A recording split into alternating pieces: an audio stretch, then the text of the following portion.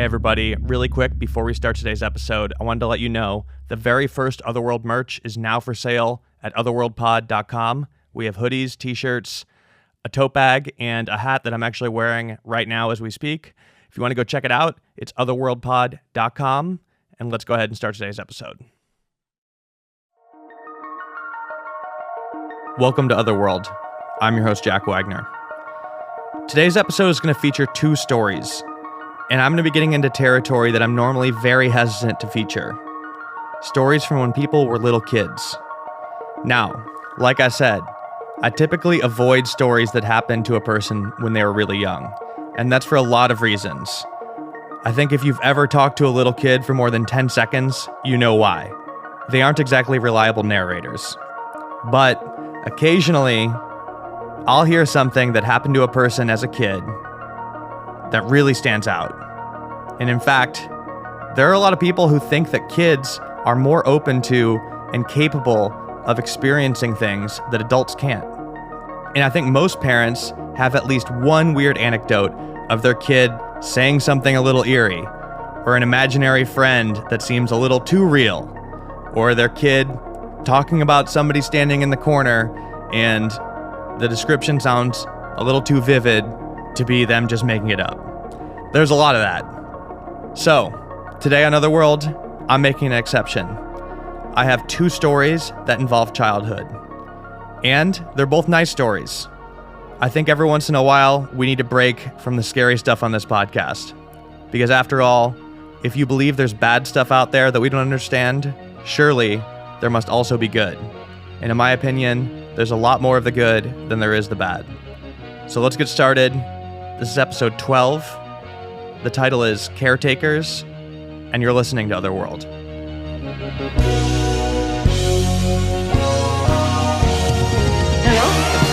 Yes, I'm here. We're still rolling? Yeah, let us know when you're ready. Okay.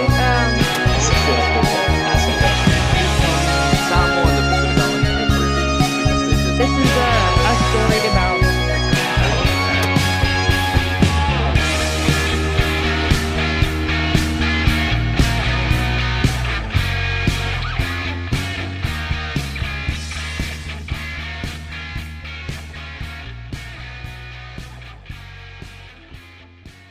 All right, so I feel like this first story can use a little context. This is one of these stories that when I got the email, I really wasn't sure if it was something that I would never have on the podcast or if I want to immediately record it. It was just weird. It was just so weird. And I still think it's so weird. It's like nothing that I've ever heard. And those types of things get me very excited. This email came from twins named Seth and Kendra. And they're both adults now, around my age, but this is about something that they could do as kids. I don't know a smoother way to say this. They told me that until they were about 5, they were both able to float down their stairs. They didn't realize that either could do this until they were adults, but separately, both of them, when they would go down the stairs, if they didn't want to walk, they could choose to kind of jump up and float down the stairs. This was just part of their reality until they moved into a new house and could no longer do it. And they never told each other about it until they were adults. They just thought this was some weird, crazy memory. But in their reality, this was a power they had until they were about 6 years old. And I did not know what to make of this. But these aren't lunatics. These are normal people. In fact, Seth is a lawyer. I believe he works for the Supreme Court of Kentucky. This is a lawyer. These are serious people. She's a high school teacher. To this day, they insist that they could do this. So I had to hear about it, and it turned out to be a very interesting story. You can make of it however you'd like. But I'm going to let Seth and Kendra tell it to you themselves. My name is Seth Stevens. This is my twin sister, Kendra. Yep, that's me. And we were born in Shelbyville, Kentucky. Right now, how close are we to Shelbyville? Well, we're in Shelby County, so like 5 minutes from our childhood home is where we're currently at. So. Okay. So this story happened like within a couple miles of where we're currently at. I pass it on the way to the grocery store. Like, I see it all the time, so. Okay, what? We're like Louisville-ish area. Okay, yeah, but, okay, like, yeah. for people who don't know where To clarify Shelbyville is. for the listeners, we're from the east end of Louisville, Kentucky, Oldham County, and we were born there because my dad had to split a job between Lexington and his family out in Oldham County on the east side of Louisville. And so Lawrenceburg and Shelbyville was a great way to split the distance. So Kendra and I were born to this is like in the most like positive, like complimentary light, but they're like Gen X, like hippies. Yeah. They're like Grateful Dead, Dave Matthews Band, like... Red Hot Chili Peppers. Stands. Like the Yeah. whole nine. Yeah, so how old are we, do you think? My guess is 4-ish. I think it was 4-2. 4-ish Yeah. is for sure that time span. And I don't even know. I'm going to let you take the start the story because I don't know where to Okay, start. well, here's so something I'll that let you could go. validate that theory. When we moved into the new house where my dad currently lives, where I have lived as a suffering law student, what did you do when you got to the new house? This is the one thing we talked about before we hopped on this call. Yeah, so I guess like to start, the experience was that in our childhood home, Seth and I separately, we would, this sounds so bizarre like saying it because it just sounds dumb, but I guess when you're 4 it's not really dumb, but we would like jump at the top of the stairs and somehow land at the bottom, like float to the bottom. And it was just like the most bizarre thing, and I never even thought twice about it because it's just what could happen. Like at some point I was like, I must have like superpowers or something. And we never really brought it up until we were like literally like in our 20s.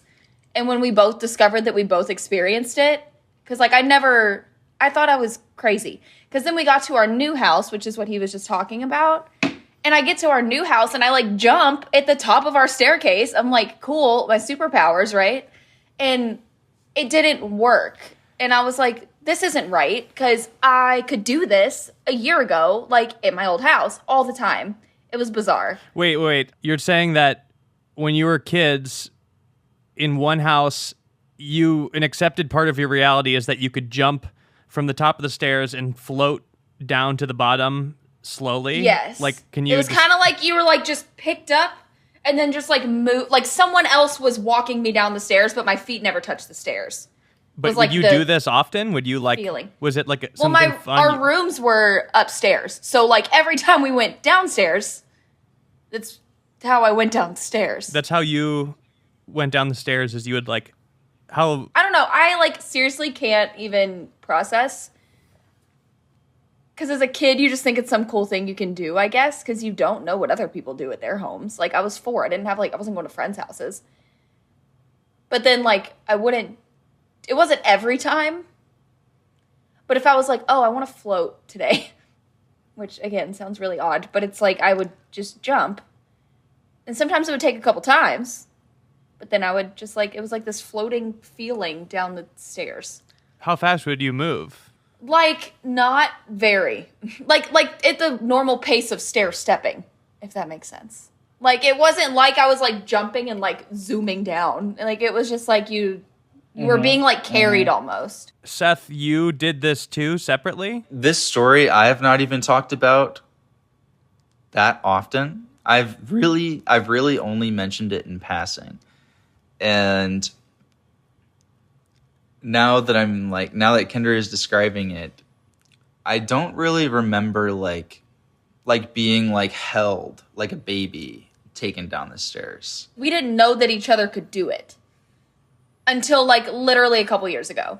Like, we didn't know that the other person was experiencing that until a couple years ago. And I had brought it up. It was like I think like a family Christmas gathering that I had like mentioned it. And it was like suddenly like, wait a second, you had that same feeling. I just I have a couple of very vivid memories of and it's not like jumping down the stairs. It's not like jumping up and like levitating and like, right. It's not like we were at the same level the whole time. It was like you were moving like you would be going down the stairs. Your feet just didn't touch the stairs. At least for me, it was like that. It's like, have you played like Pokemon Emerald or like any of the Pokemon games where you can use waterfall?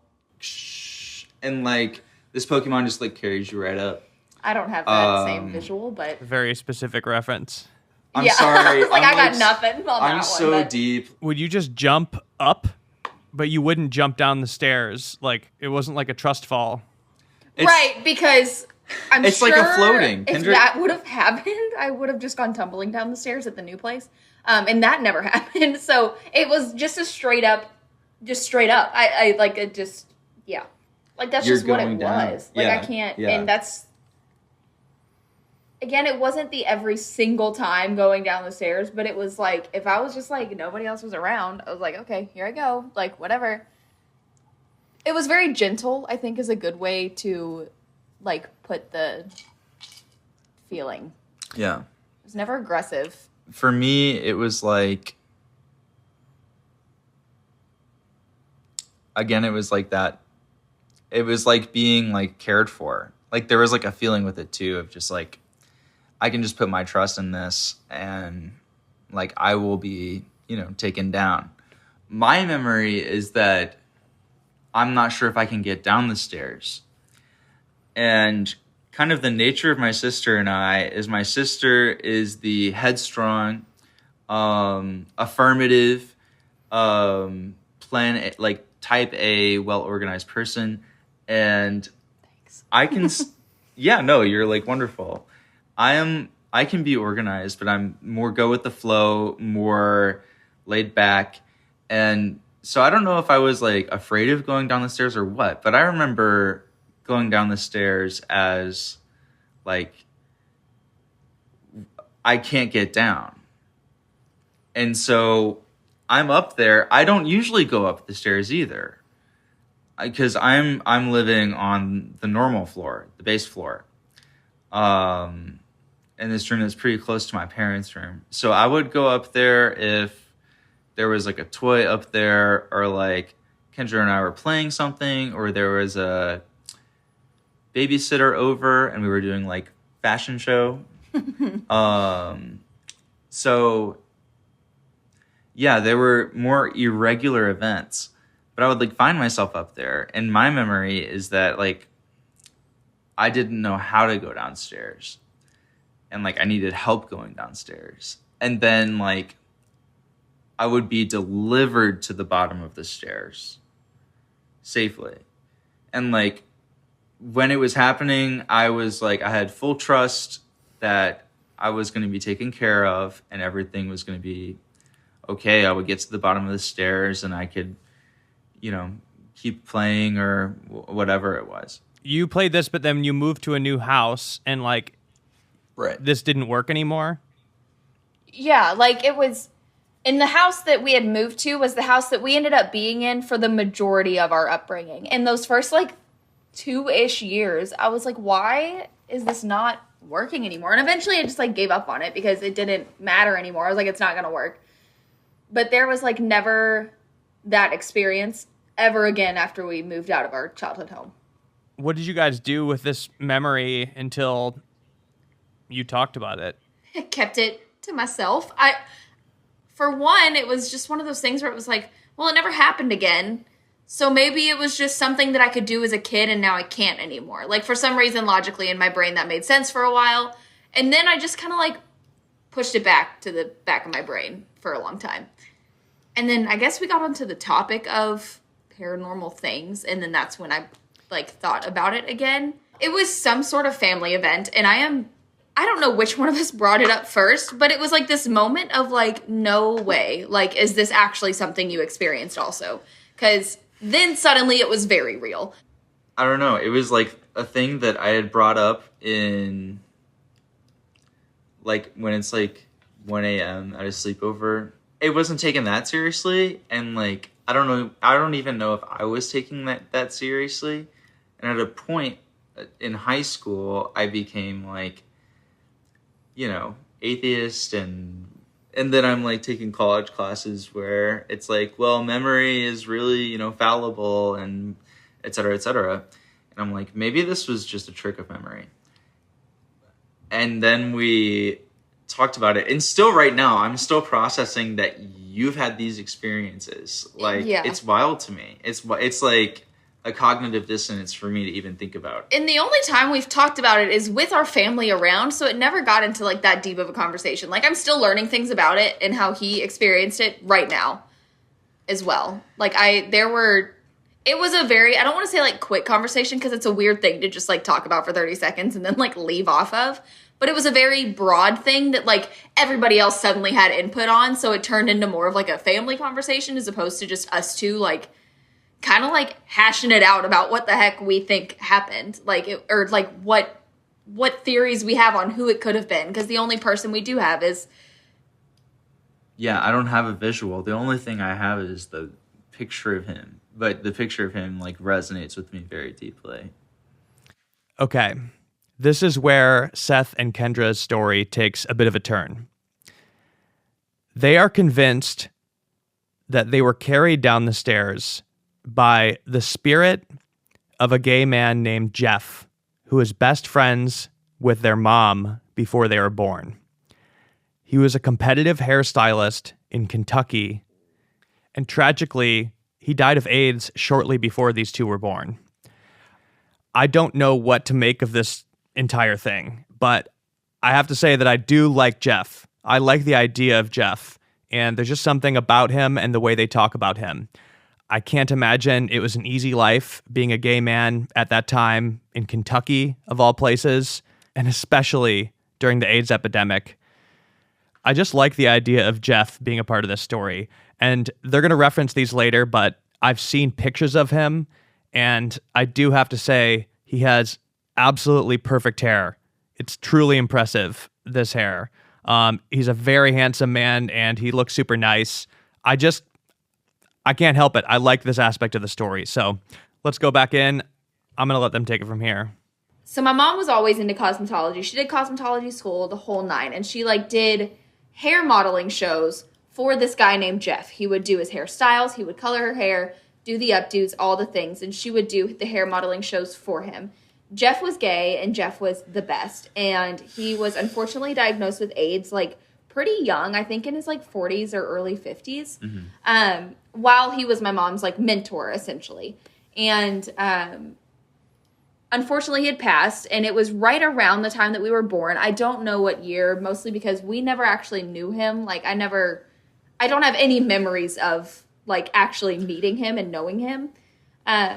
But my mom just suddenly jumped into or our mom, I should say, but suddenly jumped into the whole, oh my gosh, it must be Jeff, because he was so protective over me whenever I was pregnant and so protective of you guys, like knowing that you all were going to be my children. And he always made sure that she was like taken care of in school whenever she was pregnant. Like there's pictures of her doing his shows while pregnant with us, or of her doing, his shows while pregnant with us. She told me all about Jeff and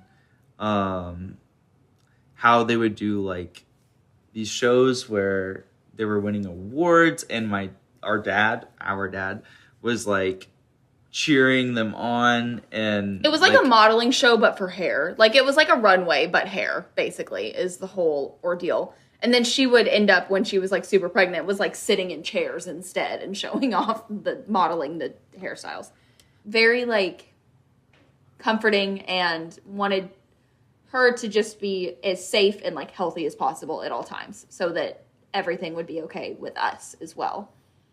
And so she obviously jumped into like the immediate theory that like it had to be Jeff, because new house, who else could it be? No one else had passed away during that time that we knew that would care that much about us. You weren't like looking up at the figure, were you? No, I never saw anything. See, yeah, me neither. But I was pretty much looking at the bottom of the stairs like, I need to get there. I was like, I need to somehow find my way down there, and I'm going to do this thing again to get there. And we have like 4-year-old brain. So like, right. We're just 4-year-olds. But like, I have a very intense feeling that, and whenever I think about this or like feel this, all it is in my mind is just a picture of Jeff Do you know the picture I'm talking about? The black and white one? Yeah. Yeah. That's just who carried me down the stairs. Like, Why do you think that? it's like, it's not even a thinking. It's just like a knowing. It's like deep down, like in my chest. And it was one of those things when she was like, well, you know Jeff, and immediately I was like, yeah, that sounds right. I knew it was Jeff before that conversation. Yes. Like, no, I knew it was Jeff the whole time. But like... And when I saw and was able to comprehend pictures of him, like later down the road, because she had these big photo albums full of all these photos from the shows and things, like I would see that picture and be like, wait, I know him, but I don't know why, because I never saw something. But it was like I hate to use the word energy because people are like, that's stupid. But like, it was like this, it like clicked. It's the only picture that I remember from being a child is this man's photograph. Where was it? It was on my mom's bedside table. Yeah, she had like an 8x11 of this black and white photo of him at a show, of course. Like just a headshot of this guy with beautiful hair, of course. Oh my God. And like the most beautiful hair, 8x11, like just black picture frame from Walmart style on her bedside table. And Seth, you had some kind of mental connection to this picture? Like as a kid, you feel like you thought or you knew this individual was carrying you down? Yeah, sorry, this like must be strange, but that was who took me down the stairs. Like, yeah, I mean, it just is. And the thing is, like, I had that conviction before, like, I'd ever before I'd ever talk, before I'd ever talked to Kendra. I didn't talk to Mom about this. Yeah, I don't know, because we were just playing, like, right, like it never seemed wrong. I was one to like tattletale. Like I was one who went and told if something happened. Like I was like, no, like we're not doing this because we're going to get in trouble kind of person. And so for me to like not go and take what was happening as something's wrong, something's not going on here that's good, and to like take it to them was like, I feel like saying something about me as a kid. Still that kind of person. Yeah, I sure am. And that's why I teach high schoolers, I guess.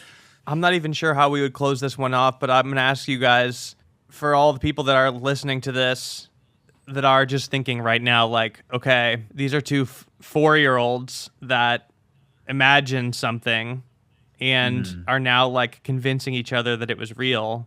What would you say to that? And like, how is what you experienced different than the type of thing you would imagine as a kid? I think the biggest thing for me was that like, I was like 6 or 7 trying to do it at the new place. Like I was like, it was within the next like year or two, and I feel like 5, 6, 7 memories are a lot more clear than 3, 4 memories. Like your brain is developing so much in that time period. And so like knowing that I tried it at the new place when I was 5, 6, 7 is a lot bigger of a deal than trying something somewhere at the age of 3, 4. And so while it sounds crazy, we also didn't talk about it from like 4 until like 20. And so like 2021. And so we weren't like trying to convince each other of something that happened for 13 years and then had made ourselves believe that it was happening. It was, I've had this individual memory since I was 4 to 6, and I've just sat on it for so long and not really told anybody about it because, like, who's gonna believe that? Like, no one believes even stuff that, like, makes sense, like haunted hospitals and stuff. People don't believe that. Why would they believe my story about me being 4 in a house? So there's no need to talk about it. Like you were doing it enough that you got accustomed to it as something you could do, and then you continued to try, like almost like swimming, like jumping into a pool. Yeah, yes. Whereas exactly. a kid with a wild imagination might think that they could fly, but they don't try to fly because they had a dream about flying. Exactly. That's a great analogy, and I might have to throw that at my fiance whenever he comes home. Yeah, I guess for me, so to contrast with my sister's account, I'm just not, like, it's weird because I still don't, like, believe in spirits. Except for, like... Well, and it doesn't help it just does not... stories. It's saturated. I mean, it's, like, it is. Well, just what I mean is, like... But people could say the same thing about this, too, and they're like, yeah, saturated, like, so are you. You know, like, it's just one of those things where it's gonna be hard. You can't prove it because it's not something tangible. Well, okay, for me, it's But like... for me, it's so real. Like, I don't know how else to explain it. I don't believe in things outside of my paradigm. Like, I know the things that I know, the things that I, like, agree with. And, yeah, I don't know why this is so, like, deeply rooted within me. I don't know why it's a flashbulb memory. I don't even have that many flashbulb memories. But I do remember jumping down the stairs and this man carrying me down the stairs, floating down the stairs. The only thing that can convince me is that the feeling is still there. I don't even know why it's still there, but it is. So, describe like, the it. moment I don't believe it is the moment that, like, I just don't believe anything that happened in my childhood, because then it's just like, then everything I've ever thought about my childhood just isn't legit. Yeah. And I work for the Kentucky Supreme Court. You can, like, bleep that or whatever if you need to. But, like, I don't believe in shit like this. Like, this is not my very thing. logical brain human. Yeah, I have logic brain. So it's weird. He struggles to believe other people's stories, but hey, here's my story and it's real, so believe it. Like, yeah. All right. Thank you so much, Seth and Kendra, for telling us that story. That is a weird one. I still don't know what to make of it myself, but I find it so interesting that this is just how they grew up. These are people who go through life knowing and believing that they could float down the stairs as kids. That's very interesting. Now look, I'm sure everybody has their own opinion and reaction to that story. I'm sure everybody's thinking very different things right now, but I think the one thing that everybody could probably agree on is that if Jeff can hear this right now, I think he would be very happy to know that we're all still talking about him and people are still talking about how great his hair was and how great he was at styling other people's hair, because it sounds like he enjoyed being in the spotlight. So I want to say rest in peace to Jeff, and thank you to Seth and Kendra for sending us those stories.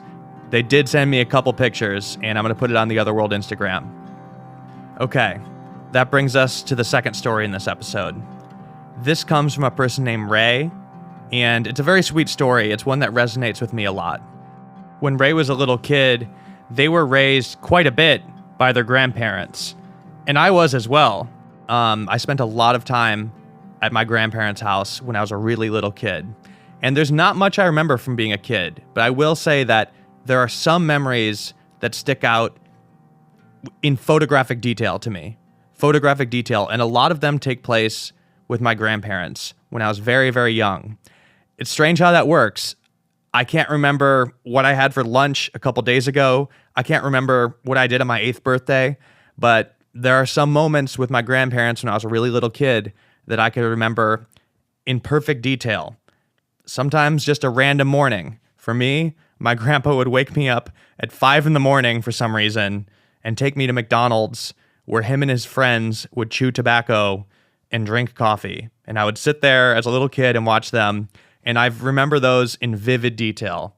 If you dropped me in my grandparents' house right now with a blindfold on, I haven't been there in years, but I guarantee you I could navigate it perfectly, completely blind, and point out where everything is. There's just some things that stick with you. And the story you're about to hear is one of those moments for the storyteller. And I know how important it was having my grandparents involved in raising me when I was a really little kid. It's the same with Ray. That's why I like this story, and I think you guys are going to all like it too. So I'm going to let Ray tell the story. I hope you enjoy it.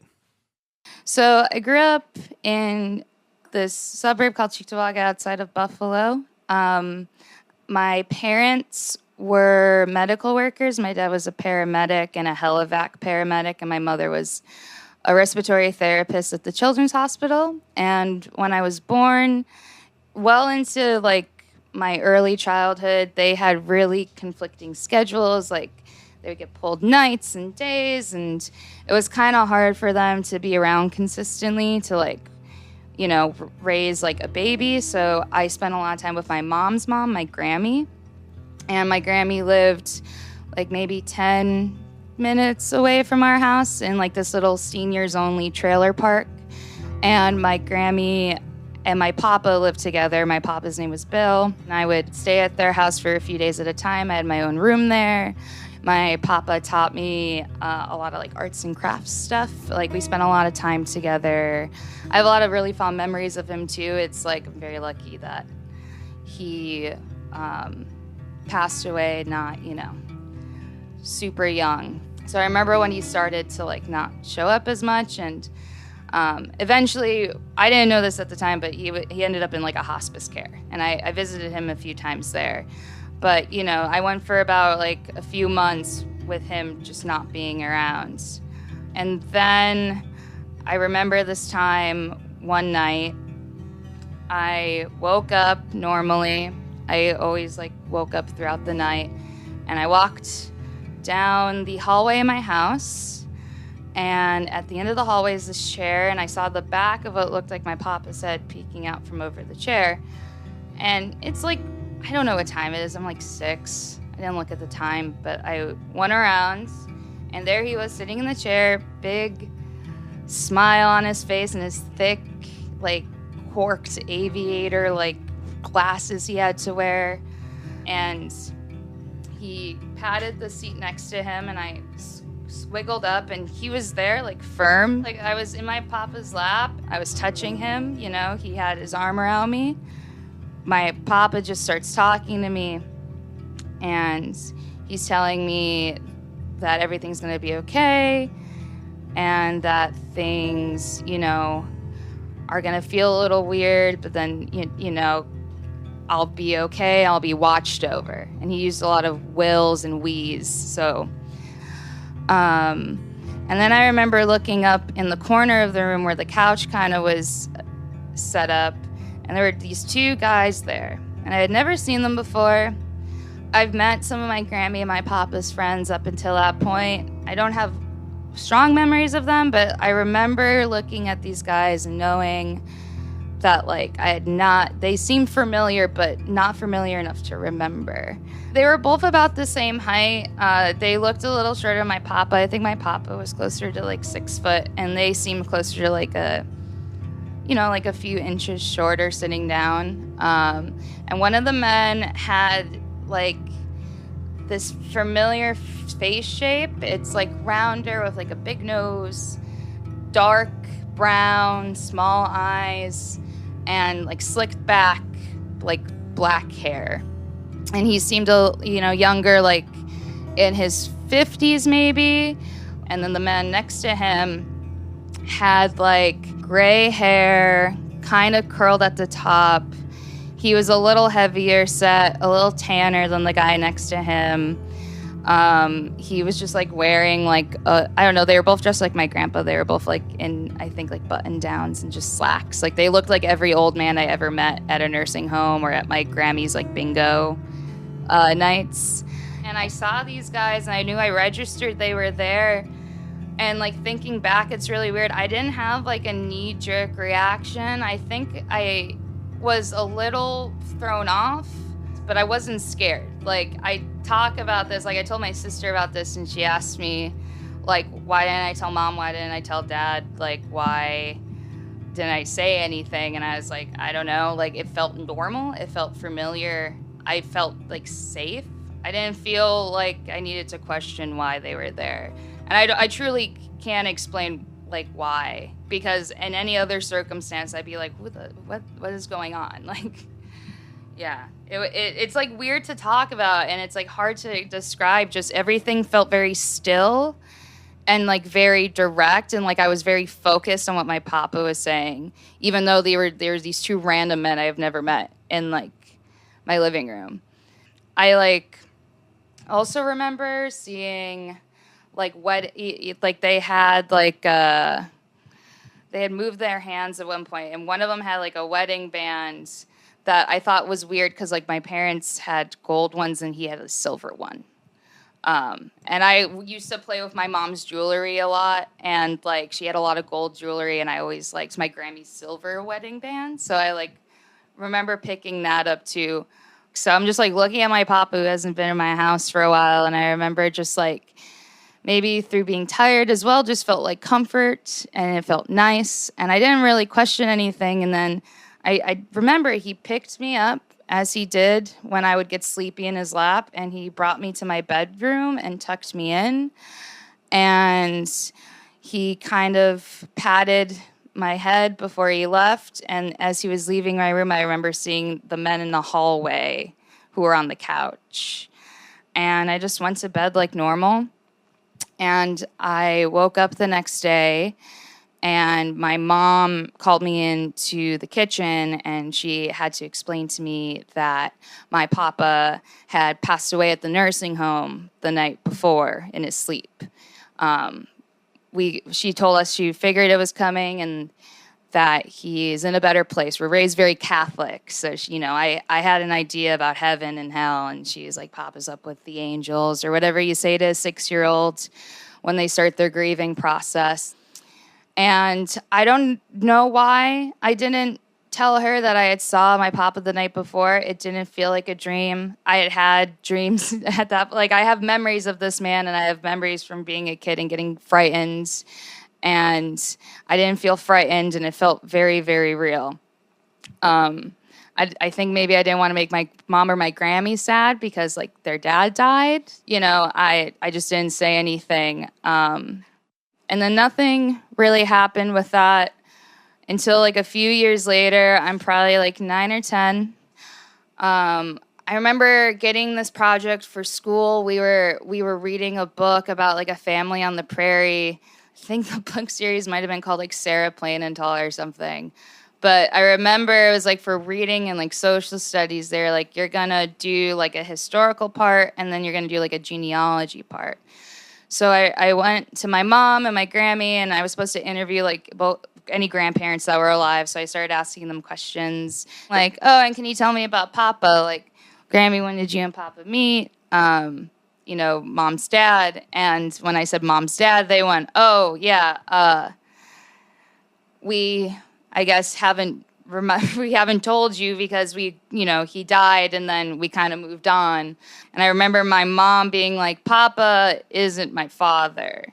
And that was like the first time I'd ever known that. And I always called him Papa. I didn't call him your dad to my mother ever. It was just like, this is your grandfather, you call him Papa. That's how you address him. And I never really asked questions after he died because, I don't know, if I cried like a few times, but I guess I was too young to like really heavily grieve or remember stuff. But I remember my mom telling me that, and then she went into her bedroom and pulled out this like red family photo album I had never seen.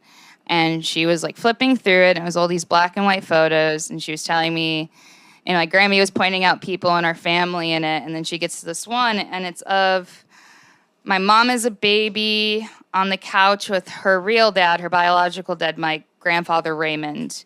And he's like laying across the couch with her on his lap. And I remember like looking at his face and like getting a little shaky and like kind of feeling not sick, but like something was like really weird. And I like looked in his eyes, and I was like, I've seen this guy before. And it's even to the point where my mom, like, she was explaining to me her dad, and she looked over and she was like, why do you, like, you look kind of pale? And I'm like, I don't know. He looks very familiar. And he had these like tiny dark eyes, this slicked back black hair. He was like a little shorter and stockier. He was like wearing a white t-shirt. So I see this, and all I could come back to was like the guys on the couch. I remember the one guy on the couch, that man had like my mom's face shape. And I like confirmed like that was my grandfather, Ray. He died suddenly of a heart attack at 49 in the 80s. So that was the first time I'd ever seen a photo of him. And like I knew that it was the same guy from the couch.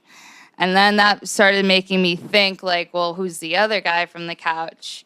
To which I remember asking then, like, my dad the next day for the same project, like, do you have any photos of your dad? Like, I've never seen a photo of your dad before.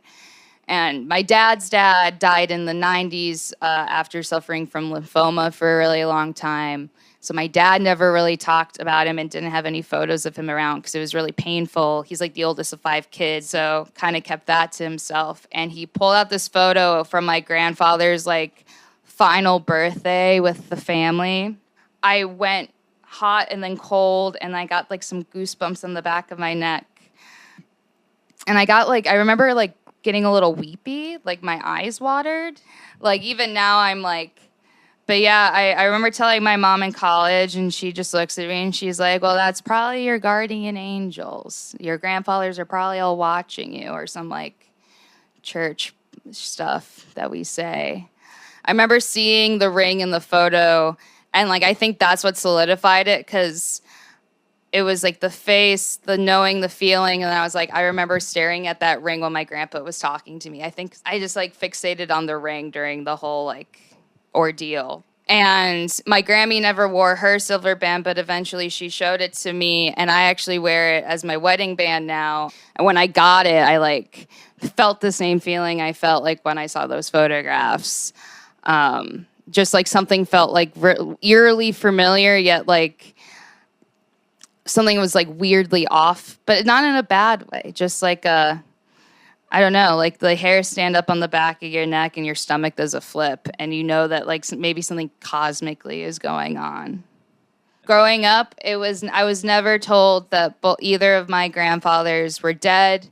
It was more so I assumed it, or just like didn't think about it on my dad's side, because I never met a grandfather on that side. And as far as I know, Papa, who was the one who passed away when I was in kindergarten, he was the only grandfather I had. And I believed, I think in the naive kid way where I'm like, oh, you're like, you and my Grammy are together, so that means you're my mom's dad.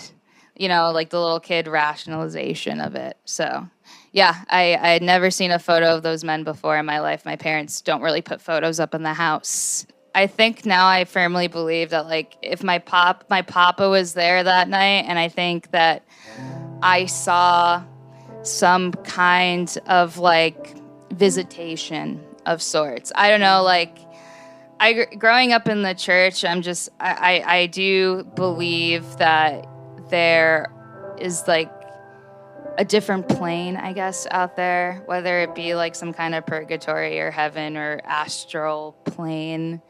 And I think I was like visited by my grandfathers, especially being older and talking about it a bit more with other family members. I think I don't have to rationalize it as much anymore. Yeah, I don't know. It is like hard to explain, and I think because I try to rationalize it for so long, I like constantly do this like weird double back. But I think that I definitely experienced a thing where I was talking to people who were not alive, and I was there and I was talking to them.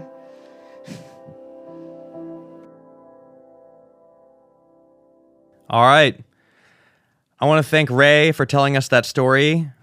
It's nice to hear a comforting story on this podcast. You know, I'm hearing about demons and gnomes and horrible stuff. It's really refreshing to be reminded that there's good stuff out there, and perhaps the people who loved us most are looking out for us. I'll end this episode with a funny anecdote of my own. Like I said, I was over at my grandparents' house a lot when I was a kid. And my grandma, I know everybody says their grandma was a saint. My grandma really was a saint. She put up with a lot in her life. She was very patient. She was a very patient woman and really did no wrong. And she was especially patient with my grandpa, who was sometimes not the nicest man, and definitely not the easiest person to live with all of those years. And eventually, near the end of her life, when we all knew that it was getting very close, I was going to visit her quite a bit on my own. I was in my early 20s.